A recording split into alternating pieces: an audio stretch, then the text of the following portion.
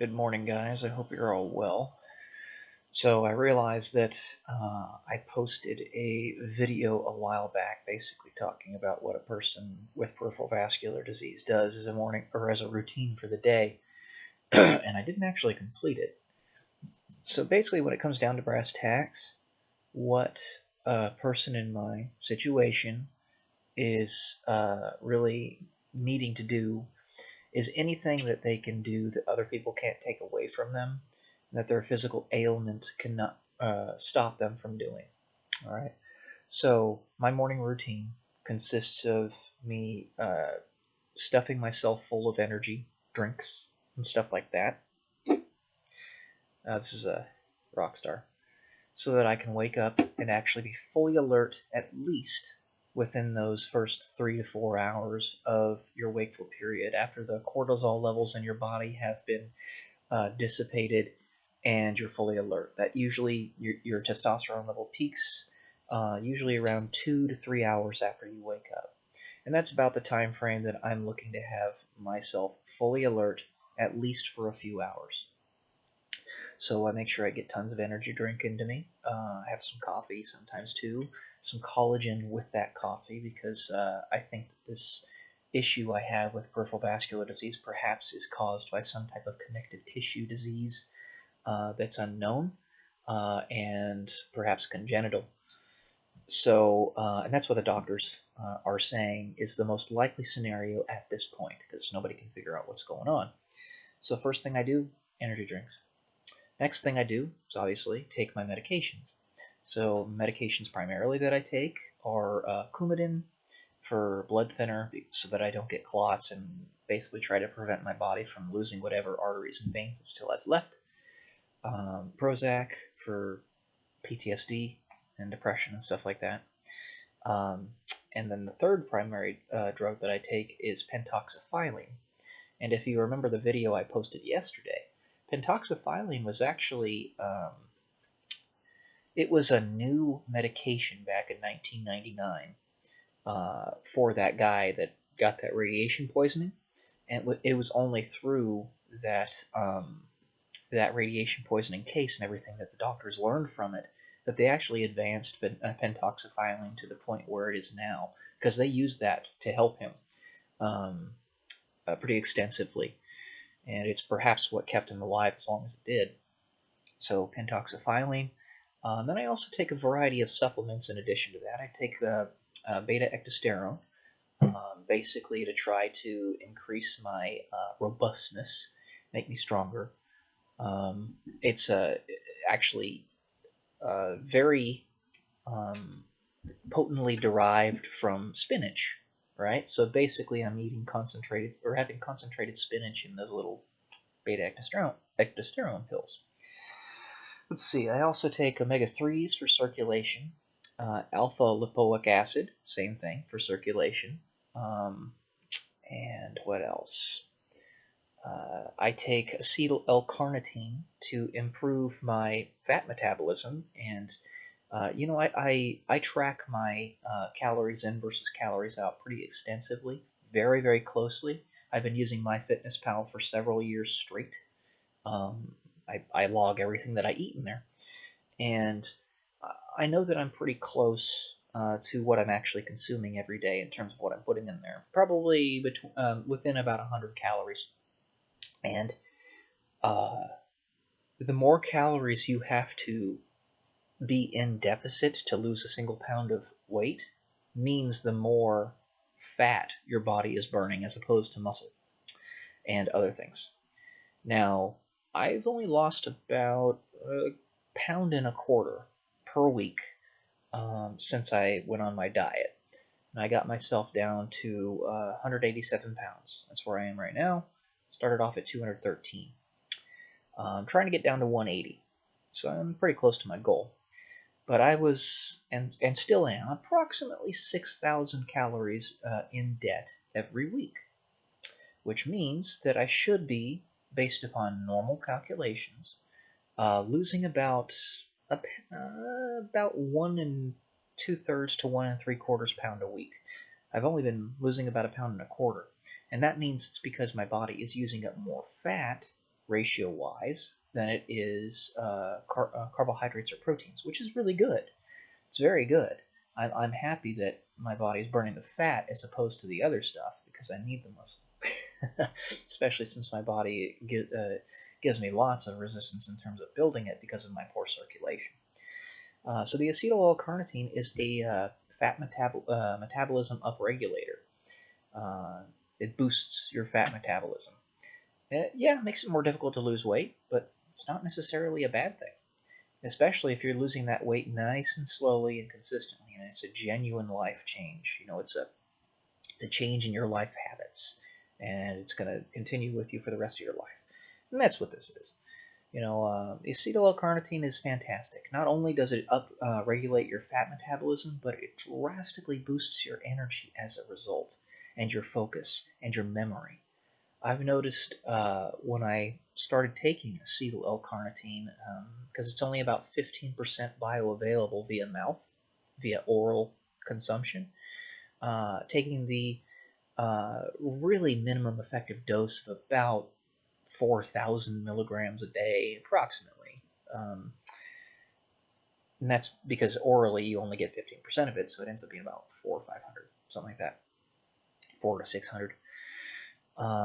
I noticed that my memory it was already pretty dang good because I'm a pretty smart guy. I got a pretty good head on my shoulders. But it went from an 8 to a 15. My memory's really good. Really, really good. So it's definitely worth your time to give acetyl-L-carnitine a try, if nothing else, for your memory. So yeah, I take that, and that's kind of the gambit of medications and supplements that I take every morning as part of my routine.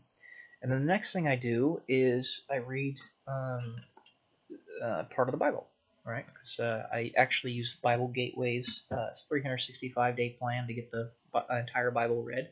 Ends up being about 10 to 15 minutes every morning, just a couple pages every morning.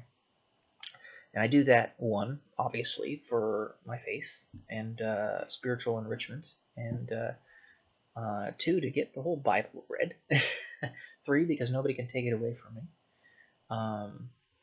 four, because it's some level of accomplishment for that day, and any other number of reasons that you can think of that are good for you. And then after I'm done with that, I haven't been very routine on it because I've been kind of tired in the morning lately. I've been messing around with my regimen and whatnot to try to maximize my fat loss and all that. But I usually read about 15 to 45 minutes of a novel or a book of my choosing. And having done that, I've actually read 18 books this year already. And I'm only just started. We're only about 6 months in. I've read 18 books already. And that's not even counting the books that I read last year. I'm getting tons and tons of literature read, and one of the ways you really can determine somebody's background and whether you can actually trust them or not with certain things, the little pithy statements that you hear coming from their mouths that they only got because they had some type of influence from a particular novel or somebody else or a group of people that read that same novel. So here's an example. The best laid plans of mice and men often go astray. Now, Alex Jones says this quite a lot, and several other people do as well. There's even a band that goes by the name of Monsters and Men, which is actually related to Of Mice and Men, obviously. And you have to have read the book Of Mice and Men by Steinbeck to really understand the meaning of that saying, which I have, and you can get a feel for what the person's perspective will be and a variety of things from that. It's a combination of learning from the experiences and reactions and wisdoms of others, and melding that all together in your own. Because you see, who and what we are is our stories. And the more of those stories that you can absorb, something nobody can take away from you, the more rich your own personal perspective and life becomes. Now, I might not be able to run anymore. I might not be able to travel the world like I used to enjoy and whatnot because of my physical ailments, but I can still, in my mind's eye, feel and vicariously live many experiences through reading these books that other people have. And that's really the main purpose of that. And it's influencing my own novel writing. After that, I then write 1,000 words every morning in my novel or story. It's not a novel because it's going to be like 25 to 30 novels. I've already got about 300,000 words written, 350-ish thousand words. I have got a lot written, and it's going to be about 1,000,000 words. And I know where I'm taking it, all right? But I am having the ability to write this through the experiences and the wisdom that I'm gleaning from all the books that I'm reading. Now, to be a good writer, you must first be a good reader. To be a good reader, obviously, you have to read. So, this is something that nobody can take away from me. I can write every morning, extensively. And maybe at some point in the future, a publisher will actually hear what I have to say and publish it. But if they don't, then they don't. Right? And then beyond that, the physical activity that I can do, such as walking on the treadmill to try to revascularize my legs, I do. And then I can do stationary workouts where I'm not moving around a lot. And I do very light stationary workouts 5 days a week, just to keep my blood flowing, so that I slow the progression of the peripheral vascular disease as much as humanly possible. And then beyond that, to keep my mind and spirit centered and balanced, I try to get a ride on my electric scooter of about 40 to 45 minutes, 4 to 6 days per week. And that does a lot for your mental health. Atlas, what are you doing? Stop it. Don't do that. Sorry, the dog is chewing on my shoe. But that's just a feel of what I do in a typical day. Things that I can do that nobody can take away from me, despite my PTSD and despite my peripheral vascular disease and all the other stuff that's going on. Like I said in my last video, I'm throwing every last thing I possibly can think of at this to make myself useful. Trying not to throw myself into the trash like the world has done. The world might throw you into the trash, but that doesn't mean you have to. Don't let them try to project their own misguided perspective on your worth onto what you actually see and feel.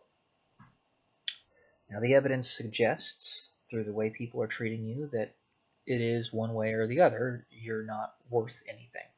In my life, the evidence suggests that to be the case. I'm going to make the world look stupid. If nothing else, when I die, whenever that is, having continued to live the life that I'm living, despite all the stuff that they're putting in front of me to try to be a wet blanket to me, I will make them look stupid for having wasted me, if nothing else. Everybody's life is proof in that way. You live your life based upon how you want to live it. And then however the world reacts to that is proof of who and what you are. That's all you can really ask for. And that's what makes us vectors. Each and every person, if your life is to have any type of signal or pattern to it for future generations, like this video was meant to be for my posterity, you have to stay true to who and what you are, and let that be known, to give that signal through the noise. So, yeah, that's what I got for today. Some thoughts. Anyways, hope you all have a great day. Love y'all. Peace.